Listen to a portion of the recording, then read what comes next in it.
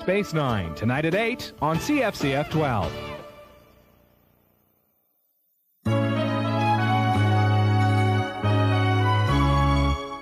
Good evening. Mitsumi is off today, and on what amounts to a busy news day, here are some of the stories we're following.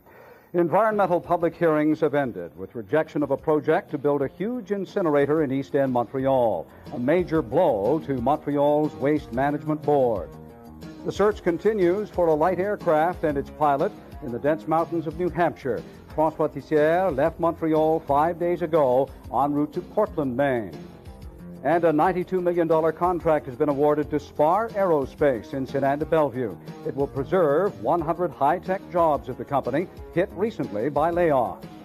But first, the ongoing rampage of the Mississippi, an Illinois town, and far more Missouri farmland is underwater. In St. Louis, thousands of residents forced to flee as fears grew of a major propane explosion. Charles Thomas is standing by live in St. Louis. As far as the St. Louis area is concerned, these last 24 hours have been the most dangerous and difficult since the flood emergency began here over a month ago. Nearly 10,000 people have been evacuated, and behind me you'll see no less than 12 fire trucks on standby because of a flooded propane tank farm in Lemay, Missouri. The 51 tanks normally sit on dry land along the banks of the River Des Peres. The flood has lifted them off their concrete supports, and now they float like steel balloons filled with highly explosive gas. Residents should carry with them any medication they are presently taking. Any persons able to use their own transportation are encouraged to do so. Anyone having friends or relatives to stay with are asked to consider that. The evacuees began moving at dawn from 3,000 homes and 400 businesses. Some will spend the day and perhaps tonight in Red Cross emergency shelters. 8 o'clock, they came to the door of the National Guard and told us we had to evacuate. And I said, this is crazy. Why do we have to evacuate? He said, because if those tanks blow, it's going to come up in our house and around our house, and it's going to blow. What I heard is they're trying to take care of the tanks, but now the divers are afraid to go down and do what they were supposed to do. This morning, the St. Louis riverfront was missing 3 attractions. Last night, a Burger King restaurant, a World War II museum ship, and a helipad were ripped from their moorings by the raging Mississippi. The restaurant crashed into the Poplar Street Bridge and shut the span for 2 hours. It was unbelievable. I never heard anything like that before. It was so loud that, I was, eighth of a mile away, and it sounded just like, your furniture breaking in your own home. I mean, it was that loud. It sounded like it was right next to me, but it was every bit as terrifying as anything I've ever seen.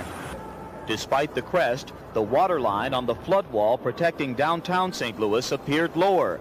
But the pressure was less here only because of new levee breaks elsewhere. More houses were flooded or threatened today in Alton, Illinois, where the water plant is shut down, and in St. Charles, Missouri, where residents continued sandbagging to save each other's homes. But I'm going to tell you something, it's some fantastic people.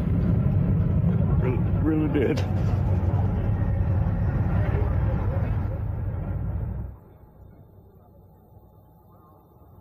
Here in Lemay, the evacuation order will remain in effect at least overnight.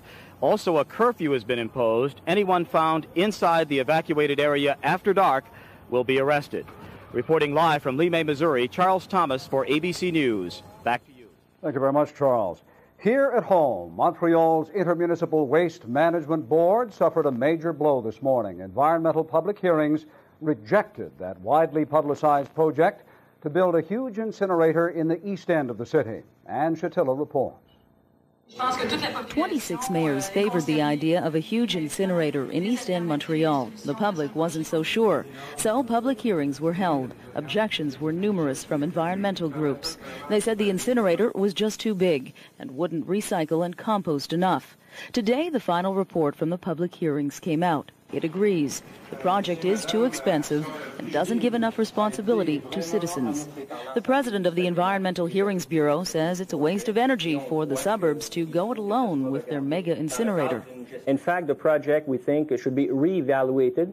Okay, within a waste management plan for the whole island of Montreal. So discussion should be held with Montreal. And Pierre Coderre does admit some parts of the waste management plan could begin right away, such as the composting station. But something like garbage elimination must be looked at again.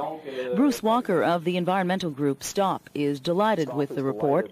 He agrees Montreal and the municipalities must sit down and talk again to find a waste disposal solution. The suburban municipalities and the City of Montreal should work together in a coordinated waste management collection, reduction and disposal system, rather than having two opposing systems. Environment Minister Pierre Paradis will now look over the report and make recommendations to the government. But we still may have to pay a penalty of $2.5 million, even if we don't build the incinerator. The New Jersey engineering firm hired to build it had that as a stipulation when the contract was signed last December. Anne Shatilla, Pulse News. Joining me is Alan D'Souza, the city councillor with Saint Laurent, who, as I understand, it's opposed the incinerator right from the start. Mr. D'Souza, now that this has a thumbs down, essentially, from the public hearings, the environmental hearings, where does the entire thing go from here? There's no other choice for the mayors but to go back and to the régie and to relook at the whole project. The BAP hearings and the BAP report have pretty much rejected the entire project on many, many counts, environmentally, economically, and perhaps very interestingly enough, also that they asked that each municipality be given a chance to ratify any proposal. So for the mayors, it's a move back to the drawing board and back to their respective councils where they should have been listening to in the past. But does Mr. Paradis, the Minister of the Environment, does he in fact have the final say? I mean, what if he overrules all of this stuff? Mr. Paradis does have the final say, but given the extent of the BAP report, the fact that it pretty much overwhelmingly rejected the project on many fronts, Mr. Paradis will be hard-pressed to push the report and to push the project against the will of the public and against the decision of his own environmental hearings group. In an era, Mr. D'Souza, where almost everything is recyclable, why would the city and the various municipalities even have considered this project in the beginning?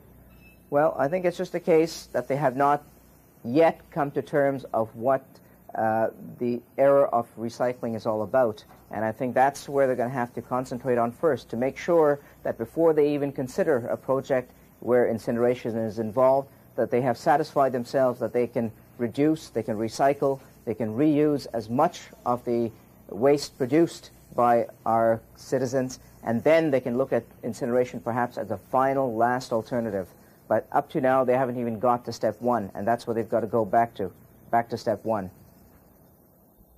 I'm Cynthia Drummond.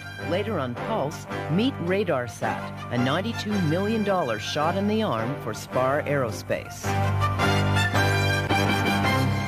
The search continues tonight for a light aircraft and its pilot who have been missing for 5 days now. Francois Tissière disappeared on his way to Portland, Maine. But as Pulse's Joe Singerman reports, the search is focusing on a mountainous area of the state of New Hampshire.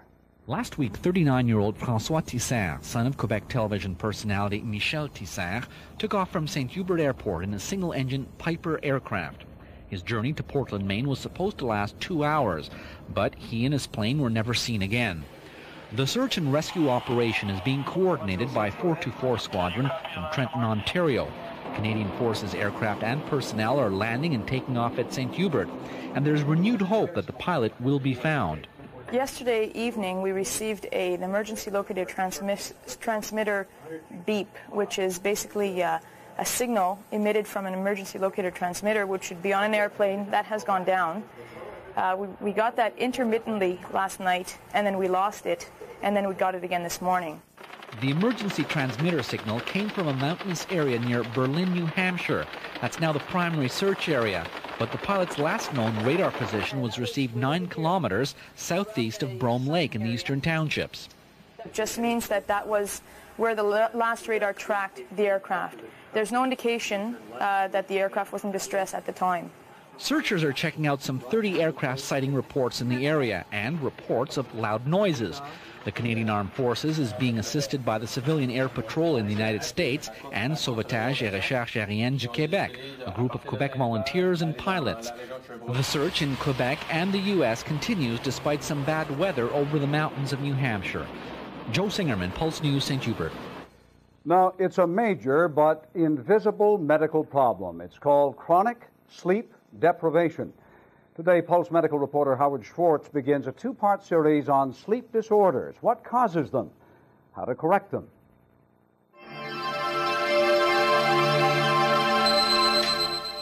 About a third of the average person's life is spent asleep. It is one of the most natural functions of the human body, and it is one of the most easily disturbed. Experts in the field say many people suffer from sleep problems and don't even know it, nor do they appreciate the consequences of lack of sleep.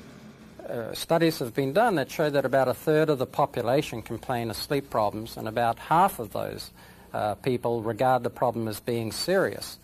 And we now have evidence that shows that people do have problems in terms of memory, concentration, tiredness, fatigue, performance problems during the day, and also sleep problems interrupt interpersonal relationships. And these are things that most people are not going to volunteer readily, even though they may be occurring. Sleep cycles are disturbed by medical problems, stress, and lifestyle. Shift work disrupts the body's internal clock. People who stay up all night to play or work upset their body's internal timing systems. The result is decreased alertness and performance. At the Montreal General Hospital, intensive care nurse Jody Sutherland can begin work at 8 in the morning, 4 in the afternoon, or at midnight on different days of the same week. If you work night shift, your concentration between the hours of, say, 4 and 5 in the morning is very, very low. Yeah. You come on and you're all right, you've slept all day, but between 4 and 5, you're going down. That awful feeling, particularly at 3, 4, 5 o'clock in the morning, when many shift workers describe this as hitting the wall, when they just think that they can't possibly stay awake any longer.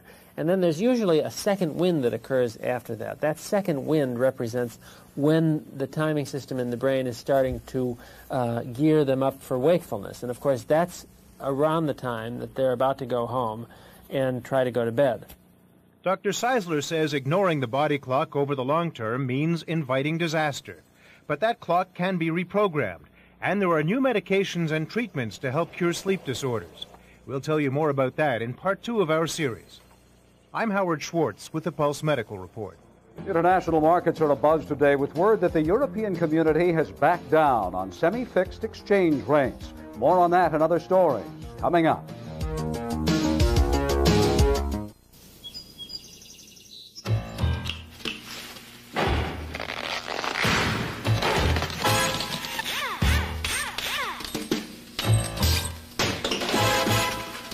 Our McLobster is filled with big, tender chunks of Atlantic lobster.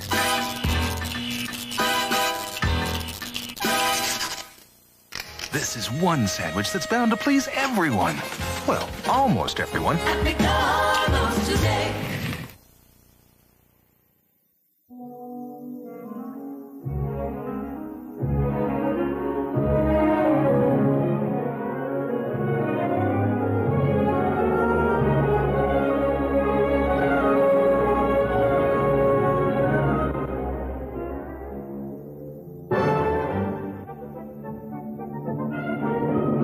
Mont Blanc, available at Moselle, 4050 Jean Talon West.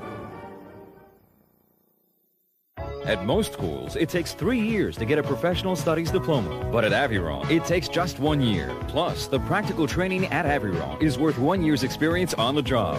Choose from various specialized day or evening courses. This year, Aviron is new and improved. New location, new larger premises, more new technical equipment, and new improved training programs. Inquire about our financial aid and placement assistance. Our orientation counselors are waiting. Enroll now. Call 935-2525. The gloves are coming off. Now you can fight greasy pots and pans with Ivory Clear. Ivory is clinically tested to be mild on hands, yet it's tough on grease. Ivory's targeted grease cleaners attack the grease on your dishes, but not the natural oils in your skin. Fight grease with your bare hands and win with Ivory Clear. Original ivory still available. Eggshells, like teeth, must retain calcium to stay strong. To demonstrate how Crest's formula protects teeth, we treated half this egg with regular Crest, the other half without. The egg is exposed to a weak acid solution similar to that which causes cavities. Crest's side remains hard, having locked in the calcium. The other side is weak, having lost its calcium. The egg test shows it. Crest locks in calcium to help lock out cavities.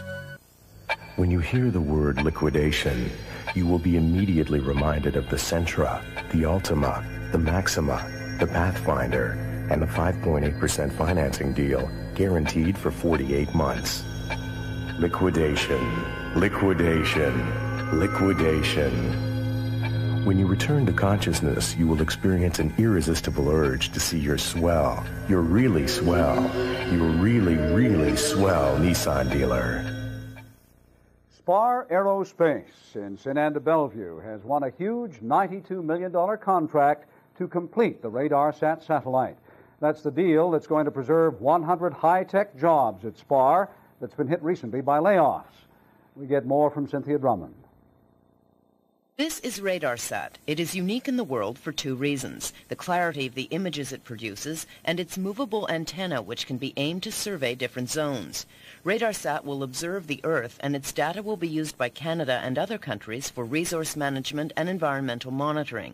RadarSat has been under development at Spar Aerospace for about 3 years, with scientific and technological input from corporations across Canada and overseas.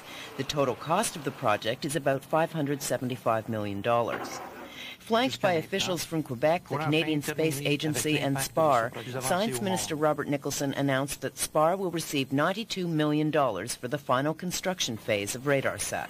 The contract enables SPAR to retain 100 employees who might otherwise have faced layoffs, and it may mean more aerospace jobs in the future. Obviously, down the road, we're hoping that both the data application part as well as follow-on satellites will mean long-term stability for engineers and scientists here at SPAR. RadarSat will be launched in 1995 on a NASA Delta II rocket. The satellite will transmit data back to Earth for 5 years. Investors in RadarSat aren't expecting profits right away, but they say the market for the data is developing quickly and the long-term economic benefits of RadarSat could be immense. Cynthia Drummond, Pulse News. In Ontario, government talks with angry civil servants have ended. Deals have been reached, and they could affect all 900,000 public sector workers there. Leon Carby reports. The largest labor negotiation in Canadian history started 150 days ago. The goal, cut up to $2 billion out of the public service payroll. This afternoon, Ontario's Finance Minister Floyd Loughran announced the talks are over and Queen's Park will reach its financial target. I am pleased to say that all told, there were agreements reached in every sector. Almost 900,000 workers will be covered by agreements reached. That includes everyone from teachers to public servants to police. But the agreements can only be described as blueprints, outlining what the options are for cutting payrolls. Each local employer and union must still use the blueprints to decide how their own cuts will be implemented. Those who don't reach a deal will have cost-cutting measures imposed on them by the province, measures that include unpaid days off and a 3-year wage freeze. While this affects public sector workers, there are already warnings that as a result of the cuts, some services will have to be reduced, affecting all Ontarians. The social contract talks have been vehemently opposed by the unions. Some signed anyways, saying it was the best of a number of bad alternatives. But their bitterness towards Bob Rae's government is deep. I can't swear on TV, so I will just say that the feeling of betrayal is profound. The feeling of bitterness is profound. Politicians of all stripes are the same. Like we felt the NDP might have been different. It's been proven to us they're no different. Parties in opposition. While the NDP government may reach its cost-cutting targets, it has created another major problem for the party. Relations with its longtime Labour allies are at an all-time low, and that does not bode well for Bob Rae come the next election. Leon Corby of Bayton Broadcasting, Toronto.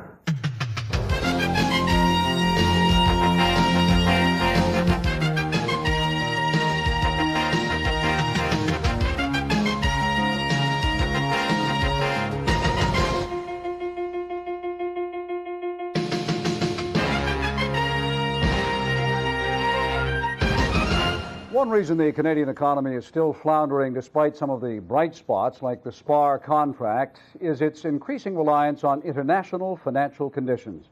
Today, those conditions got a whole lot worse, at least as far as Europe is concerned. At a meeting in Brussels, the European community, in effect, admitted defeat at the hands of international money markets. As George Wolfe reports from London, the community agreed to relax its system of semi-fixed exchange rates. The alternative was to see the entire system collapse. Trying desperately to save face, French Prime Minister Edouard Balladur declared Europe is now safe. After a weekend of crisis talks, Balladur claimed the European monetary system had been saved. But that's not what the money market said. Currency traders hammered the French franc and other currencies in the exchange rate mechanism, the ERM. Oh, the ERM is completely dead. It exists in form only. The ERM, which politicians had labored through the weekend to save, was a system to stabilize and eventually unify a number of European currencies. The value of currencies had been permitted to move only in narrow ranges, variations which were limited to as little as 2.25%. The new rules allow currencies to fluctuate in value widely by as much as 15%. 15% fluctuation band for all ERM currencies. Traders took one look at the new rules and decided that most European currencies had effectively been allowed to float. If they're right, if European exchange rates are no longer tied closely together, then the idea of European monetary union seems like a pipe dream. The idea of a single currency is dead. I believe that the part of the Maastricht Treaty that refers to a single currency is now redundant. At the European Community headquarters in Brussels, there is reported to be deep gloom about the future of European Union. Even supporters of the Maastricht Treaty, which is designed to unify Europe, say a single currency is vital. If we are going to have a single market in Europe which will benefit the people of Europe, then we've got to have a single currency. But Britain's current Prime Minister, John Major, says the timetable for economic and monetary union by the end of the century looks totally unrealistic. As currencies fluctuate wildly, French newspapers are asking, is Europe broken? And blaming the Germans for the crisis. On the day Britain formally ratified the Maastricht Treaty, European unity has rarely looked more shaky.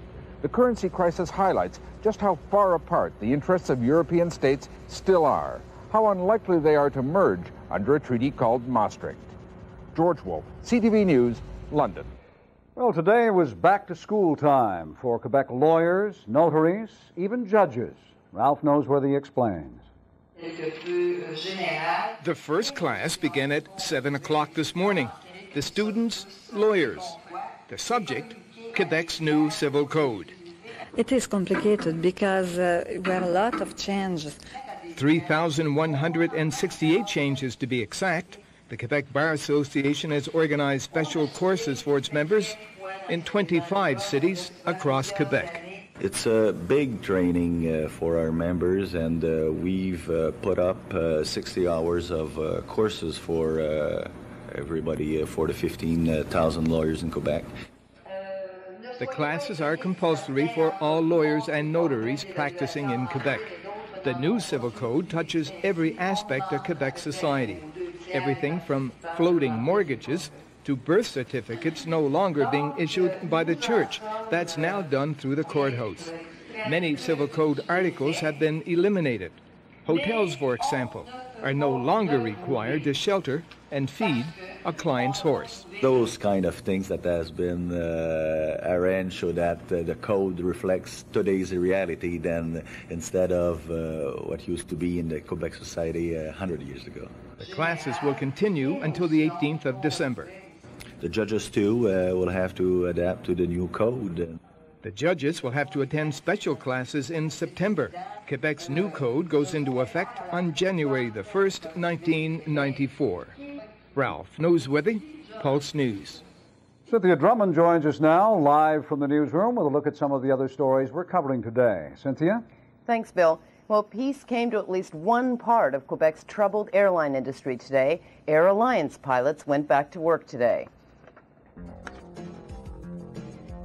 Service at Air Canada's regional airline had been interrupted by a 39-day strike by the airline's 106 pilots. Last Thursday, union and management came to a back-to-work agreement. Air Alliance officials say flights will be cut back for the next few days, allowing maintenance crews to safety check aircraft. Prime Minister Kim Campbell says 3 Quebec Tory candidates facing corruption charges will not be allowed to run for the Conservative Party.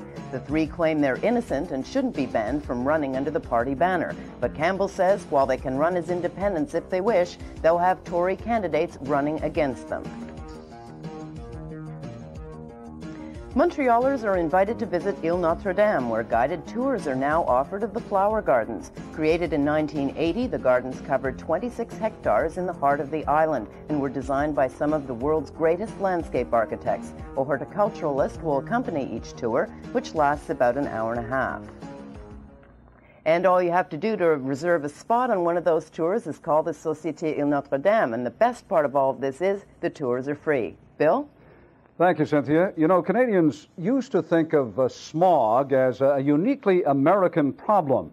Apparently that is no longer the case. Air pollution is causing serious concern to governments and individuals across the country. A record number, move that forward if you will, Pierre, for me. Thank you. A record number. Here's Caroline Van Vlartigen now with a look at this story.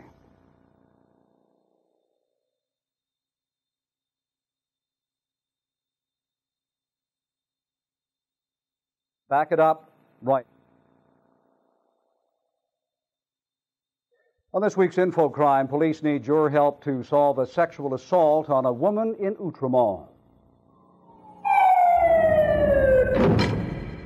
Saturday, October 17th, around 7 in the evening, a woman was walking westbound on Ducharme Avenue in Outremont. As she passed McEachran Street, someone rushed onto the sidewalk, grabbed her from behind, pulled a dark-handled knife, and threatened to kill her. He forced her behind a nearby building at 69 Bates Road beside the railway tracks, where he sexually assaulted her. The man police are seeking is around 30 years old, 5 feet 9 inches tall, and 160 pounds. He had acne and short brown hair long at the neckline.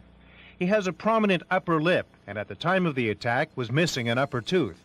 He spoke French and was dressed in jeans, a red jacket with black sleeves, a black coat, and a green, yellow, and beige plaid shirt. He wore sunglasses with a white frame and carried a black nylon bag with bright pink trim. I'm Constable William Bumbray of the Montreal Urban Community Police Department. Infocrime will pay up to $1,000 for information leading to the arrest of any suspect. Should you have information concerning this crime or any other serious crime, do not hesitate. Call Infocrime at 393-1133, 393-1133. You need not reveal your identity. Infocrime is a community program. Please, call now. Well, a record number of people attended this year's Comedy Festival. Over 630,000 people, in fact, took part in the street fun or the indoor shows by the time the final curtain came down on the 11th annual Just for Laughs Festival last night. Here's Caroline Van Vlartigen with a quick look back now at 10 zany days and nights. By tomorrow, the area around Saint Denis will be back to normal. But long after all the props and stages are gone, there'll be echoes of laughter in the air. What are you not laughing? And in the home of the brave. Yeah!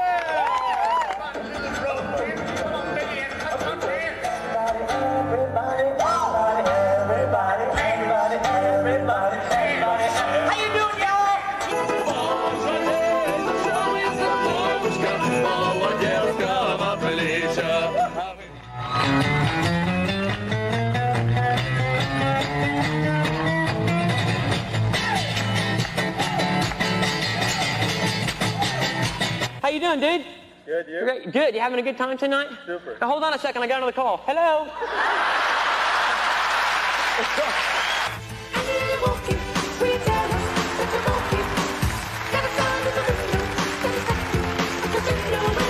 I dated one guy who said that if I broke up with him that he would kill himself, and I broke up with him, but he's not dead yet. Oh, yeah, actually, these are new. I got these in Montreal. These are new in the shops. Octopus skin shoes. Yeah, look. Oh, I can't talk to girls. I have one pickup line, you know? It's like, boy, you don't look so good. You better lay down. Dudley Moore would be a bad choice. I'm sorry, was I speeding? happened. I'm losing my hair now. I'm actually getting older. I can't take it. I'm losing my hair. Well, I'm not losing it. It's in my brush. They got a new Barbie doll out now. Have you seen her? Totally hair Barbie.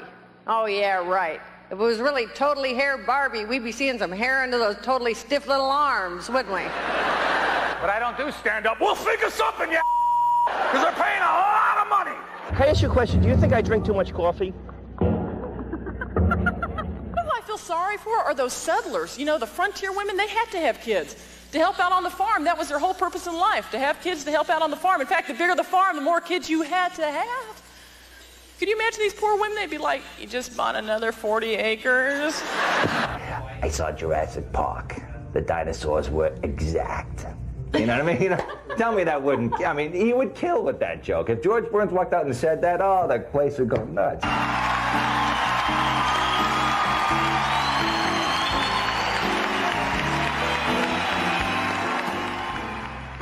Gracie, the love of my life. Gracie, the love of my life. Thank you. Thank you. Now, this is no reflection on some of the comedians we just looked at, but the weather is unstable. Unstable, yes. Tomorrow, not too bad. We have a chance of showers. We're back to real showery weather on Wednesday, and then better for the rest of the week. We'll be back. This is Rob Bald. Steve Shutt has decided to give up his career in broadcasting to become an assistant coach with the Canadians. Details coming up.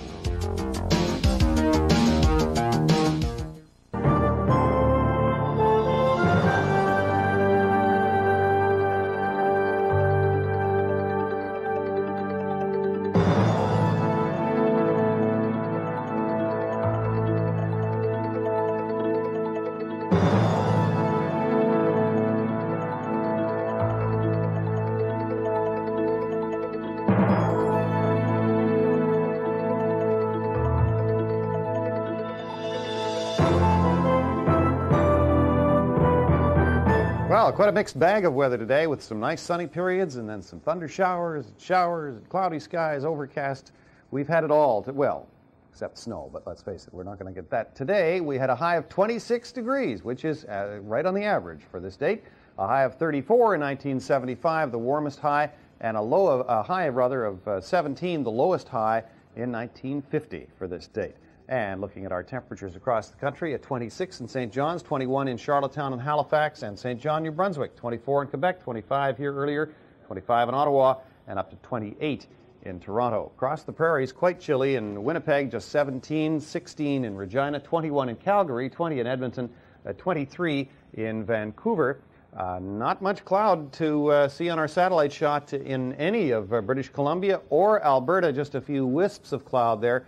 A little bit of overcast in southern Saskatchewan, and we get a little more cloud into Manitoba and northern Ontario. Then we get less cloud rather in southern Ontario. We also get a big band of cloud here into southern Quebec and some cloud across the maritime provinces. Looking at the overall map, then you see a fair bit of cloud about to move into the U.S. East Coast, although they were clear there today for the most part. And, of course, that is weather that's moving away from us. Accompanying that, some showers and quite a bit of thunder shower activity as well. We've had a few of those thunder showers rattling around our area this afternoon, and we could get one or two more this evening, although as the sun dies down, that's unlikely to be too severe a problem. That's accompanying a cold front, which is just crossing our area now. We'll get into the area between that cold front and another one tomorrow, and things will clear up a little bit. Still unstable low and a chance of some showers, and then another cold front comes through on Wednesday, and that will bring with it a greater chance of showers, and again, possibility of thunder showers. After that, though, things look pretty good for later in the week. After two cold fronts, temperatures will be down a little bit, but we will also have clearer skies. So for tonight, we have showers in the evening, but clearing overnight, and a low of 20 degrees. And for tomorrow, we're looking at fairly sunny skies with a high of 28 degrees, just a 30% chance of showers. For Wednesday, 28 degrees again, but more cloud and a 60% chance of showers. Low tonight, 20 degrees in the city, 28 for a high tomorrow, down to 16 in the Laurentians, high of 24, 18 at Sherbrooke, 26 the high, 18 and 26 in Quebec, and 19 and 27 in Ottawa. And looking further down the week, it looks now as if we'll have clear skies and somewhat cooler temperatures as we get towards the end of the week. Cool nights as well. Right now, Dorval's at 25. It's 26 at St. Hubert, 25 in Ottawa, 21 in Saint-Jovite, and 25 in Trois-Rivières. Quebec has 22, 24 in Sherbrooke, the same at Chicoutimi, and 17 in Baie-Comeau. Sunrise at 5:41, sets at 8:20, just a light breeze out of the southeast. The pressure is falling, humidity 74%. And currently we have partly cloudy skies, 26 degrees Celsius, that's 79 Fahrenheit. So keep that umbrella handy, Bill.